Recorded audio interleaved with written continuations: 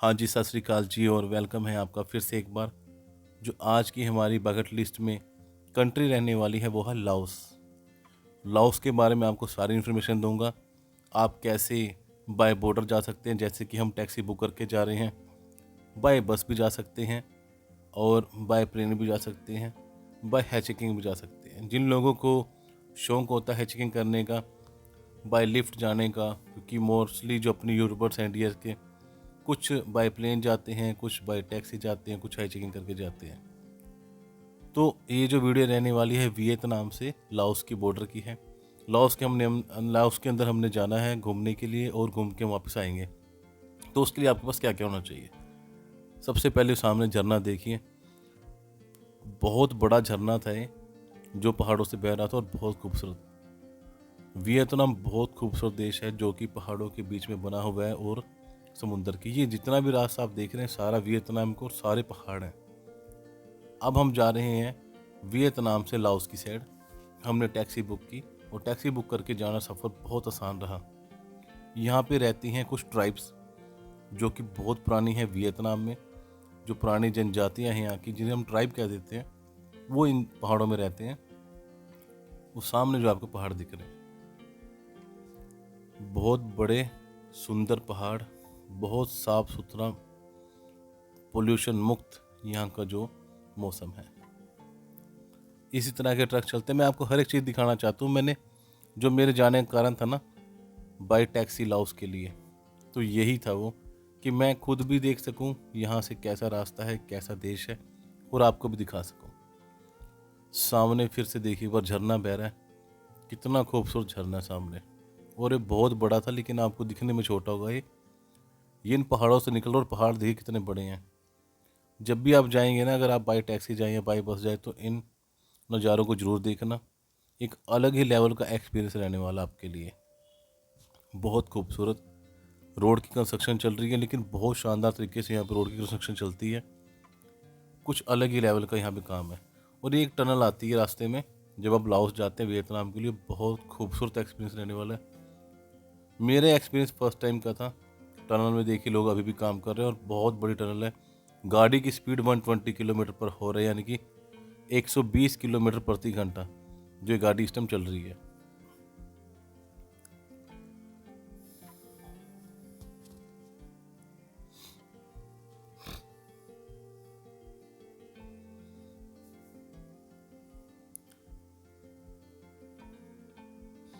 बहुत बड़ी टनल है ये आपको शायद इस करके छोटी लगती होगी कि वीडियो बहुत जल्दी ख़त्म हो जाती है, लेकिन अगर मैं इसकी बात करूं तो ये बहुत बड़ी है और 120 किलोमीटर प्रति घंटा के हिसाब से गाड़ी चल रही है। उसके बाद भी आप वीडियो के हिसाब से देख सकते हैं कि कितना टाइम लगा इस टनल को पार करने के लिए। बहुत खूबसूरत है ये देश। और लाओस जाने के लिए आपको क्या क्या करना है, ये सबसे मेन चीज़ें हैं। वीडियो को स्किप मत करना, सारी वीडियो दिखाऊंगा आपको, सारे रास्ते बताऊंगा आपको किस रास्ते से आपने लाओस जाना है, बाय बस, बाय टैक्सी। बहुत इजी रहने वाला चाहिए। क्या क्या चीज़ें आपको साथ रखनी है, डॉक्यूमेंट, और क्या क्या चीज़ें आपको वहाँ जाके करनी है कि आपके साथ कोई स्कैम ना हो, क्योंकि स्कैम के लिए फेमस है अगर लाओस का बॉर्डर की बात करें तो। ये देखिए कितनी शानदार सी ये पहाड़ियाँ हैं, लेकिन यहाँ पे कंस्ट्रक्शन चल रही है ना, कंस्ट्रक्शन के बावजूद भी यहाँ पे बहुत सेफ्टी के फीचर्स को इनको यूज़ किया गया।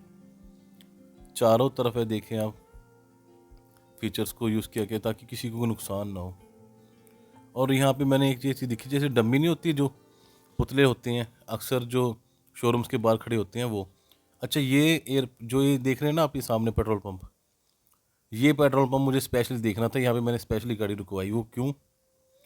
क्योंकि इसी जगह पर, इसी पेट्रोल पंप पर जो माउंटेन ट्रैकर है, वगिश भाई है ना, वरुण वगिश भाई, वो इसी पेट्रोल पंप आए थे जब वो लाओस जा रहे थे। तो ये वही पेट्रोल पंप है, वही जगह। क्योंकि मैंने उनकी वीडियो देखी थी, तो उनकी वीडियो के हिसाब से मैंने सारा ये रास्ता पूछा अपने टैक्सी वाले ड्राइवर से। उसने मुझे बताया इस एरिया में यही पहला पेट्रोल पंप पड़ता है, यही उसके जगह का नाम है। और क्योंकि मैंने वीडियो देखी थी ना वगेश भाई की, तो उसमें सारा का सारा ये सेम था। तो पेट्रोल पंप आप देख ही रहे हैं, यहाँ पे सारी फैसिलिटी है। जब भी आप देखेंगे वगेश भाई की वीडियो, सेम यही आपको दिखेगा पेट्रोल पंप। और यहाँ पर वो भाई भी रुके थे, वरुण वगेश मानू ट्रैकर वाले, आपने देखा होगा ना उनकी वीडियो को। बहुत खूबसूरत यहाँ के पेट्रोल पंप हैं। देखिए खाने की पीने की फैसिलिटी है यहाँ पर, और पार्किंग की फैसिलिटी बहुत शानदार है। बहुत बड़े पेट्रोल पंप है यहाँ के, अगर आप देखेंगे जब भी जाएंगे तो आपको फील होगा। ये है भाई जो हमारे गाड़ी के ड्राइवर हैं, चैंग इनका नाम है, और ये वियतनाम से ही है। ये सारा जो आपको बैक एरिया दिख रहा है, ये सारे का सारा एरिया इसी पेट्रोल पंप के। यहाँ पे बहुत बड़े ट्रक भी हैं जो पार्किंग के लिए खड़े होते हैं, आराम करने के लिए, रीफिलिंग करवाने के लिए। जिन गाड़ियों में इन्होंने तेल डलवाना तो उनके लिए बहुत शानदार खाने की फैसिलिटी मिल जाती है आपको। सारी यहाँ पे फैसिलिटी आपको इजीली मिल जाती है।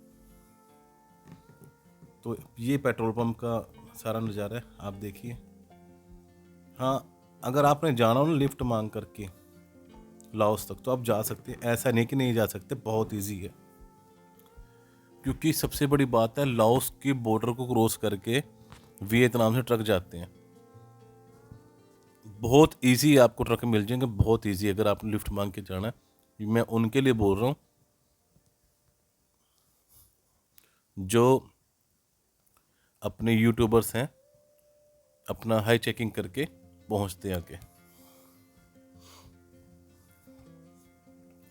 गाड़ियाँ अलग हैं, और जो स्टीयरिंग है ना यहाँ की गाड़ी को, वो भी अलग है। वो बिल्कुल भी सेम नहीं होता जैसे अपने इंडिया में होता है ना, राइट साइड में, इनका लेफ्ट साइड में होता है, ये फ़र्क है।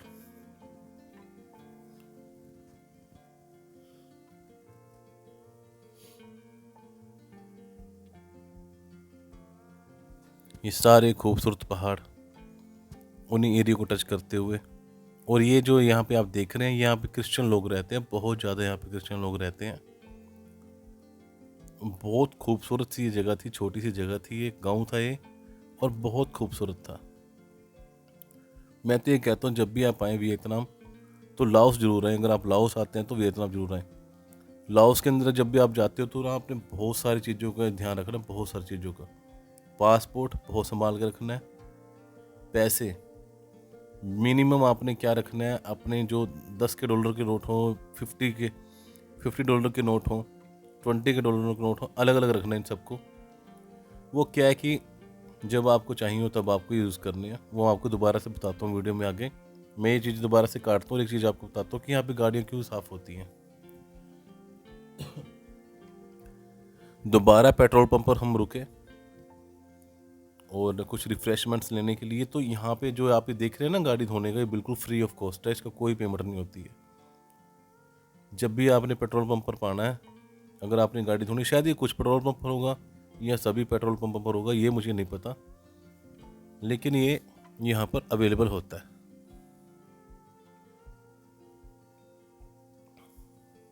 तो ये फैसिलिटी यहाँ पर अवेलेबल थी।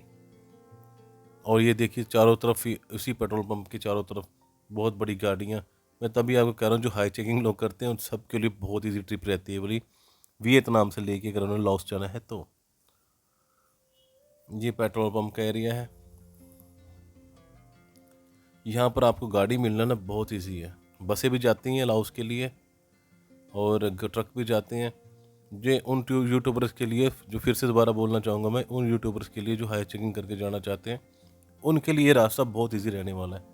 क्योंकि यहाँ से कम ज़्यादा नहीं तो एक बार के अंदर से, अगर वियतनाम की स्टार्टिंग की बात करूँ, एक नॉर्मल सा एक मैं आपको बता देता हूँ। वियतनाम के एरिया से आपको बाहर आना होगा, जो मेन हाईवे का एरिया पड़ता है इनका, कोई गाड़ी बुक कर लें, कोई गाड़ी बुक करके आपको ऐसे एरिया पे छोड़ दे जहाँ से ट्रक शुरुआत होती है, या जो सबसे नज़दीक पेट्रोल पंप होता है वहाँ पे। वहाँ से आप अपने सफ़र की शुरुआत कर सकते हैं लिफ्ट मांगते हुए, जो मैंने देखा। और दूसरी बात, यहाँ से लेके, यानी कि वियतनाम से लेके, और ये देखिए कितनी कितनी बड़ी गाड़ियाँ लेके जा रहे हैं, बहुत बड़े बड़े ट्रक चलते हैं यहाँ पे। तो वियतनाम के उन मेन पेट्रोल पंप से जब आप शुरुआत करेंगे अपने सफ़र की, तो आपको एक या दो नहीं, हज़ारों ट्रक ऐसे दिखेंगे जो लाइनवाज वियतनाम से लाओस के बॉर्डर को क्रॉस करके लाओस में माल सप्लाई करके आते हैं।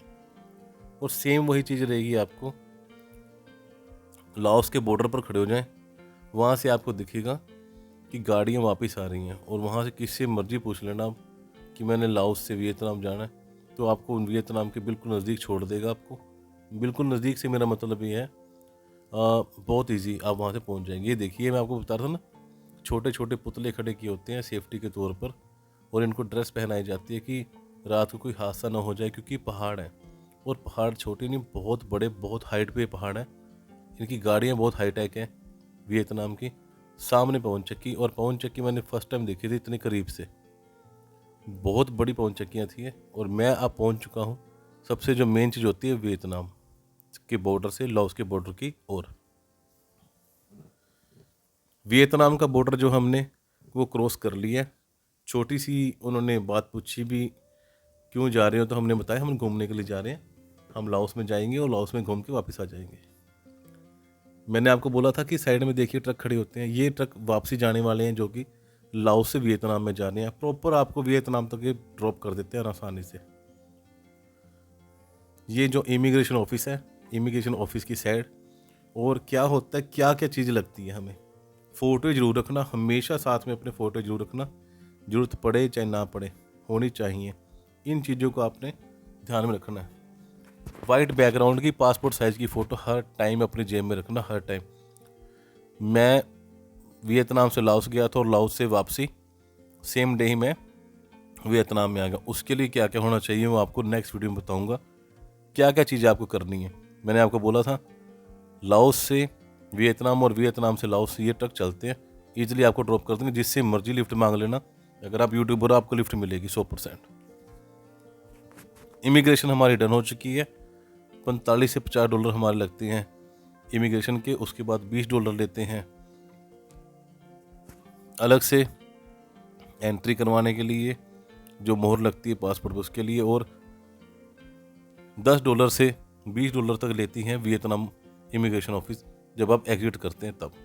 नॉर्मल से आपके मान के चलना, कहने के लोग कोई $45 कहता है, कोई 50, लेकिन मान के चलना $60 से $70 आपके आसानी से लग जाएंगे अगर आपने ईजिली एंट्री करनी है लाओस में। तो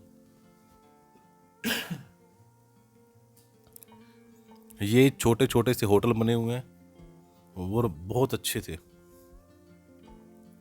यहाँ जो खाना मिल रहा था ना वो अलग था थोड़ा सा, मतलब खाने हमारे खाने की समझ के बाहर था। जो नॉर्मली कोल्ड ड्रिंक वगैरह है यहाँ पे वो मिल जाती है, वो एक अलग चीज़ है। ज़्यादा कॉस्टली भी नहीं है, सेम ही रेट है। और ये कुछ अलग चीज़ दिखी मुझे खाने के लिए। ये शायद उनके लिए होगा जो यहाँ पर जो ड्राइवर आते हैं भाई, उनके लिए होगा शायद ये, क्योंकि जब आप क्रॉस करके आओगे ना बॉर्डर को, तो आपको ये सब कुछ सबसे ज़्यादा आपको ड्राइवर ही मिलेंगे यहाँ पे। उसके बाद हमारी वापसी 1 से 2 घंटा हम घूमे वहाँ पे लाओस में, और लाओस में घूमने के बाद हम दोबारा वापस आ चुके।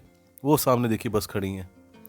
इसी तरह से प्रॉपर बस चलती हैं यहाँ से लाओस से। अब ये बस लाओस से सीधा वियतनाम भी जाएगी और काफ़ी अलग अलग जगहों पर जाएगी। एंट्री दोबारा हमारी हो चुकी है, लेकिन एक बात याद रखना जो मैं आपको बात बताने वाला हूँ, मल्टीपल एंट्री वीज़ा आपके पास होना चाहिए वियतनाम का। अगर आपने वियतनाम से लाओस में जाना और लाओस से वापसी वियतनाम में आना है, तो हमने सेम प्रोसीजर किया था। हमने मल्टी एंट्री वीज़ा लिया था जो कि $50 का पड़ता है वियतनाम के एयरपोर्ट से।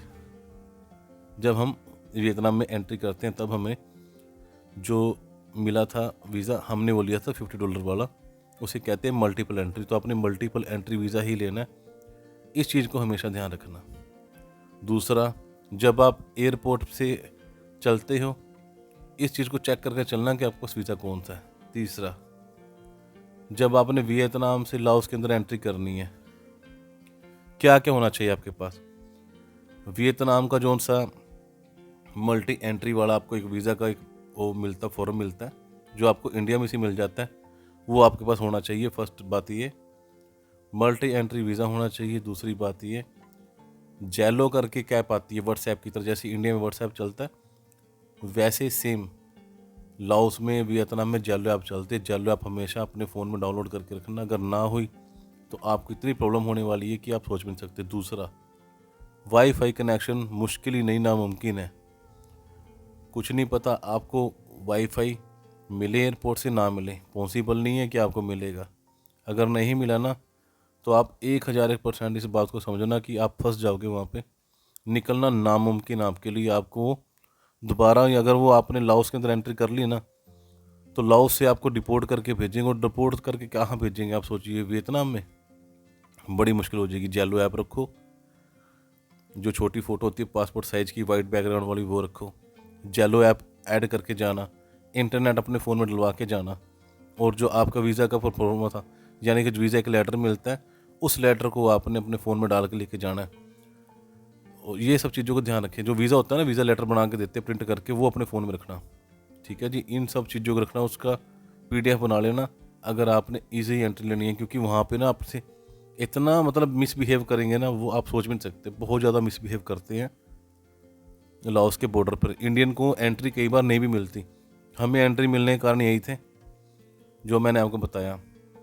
$70 से $80 खर्चा आ जाता है। रेट बताया जाता है $45 का, जो वीज़े का रेट है। तो चैनल को सब्सक्राइब करना ना भूलें। मिलता हूँ दोबारा वियतनाम में। नमस्कार।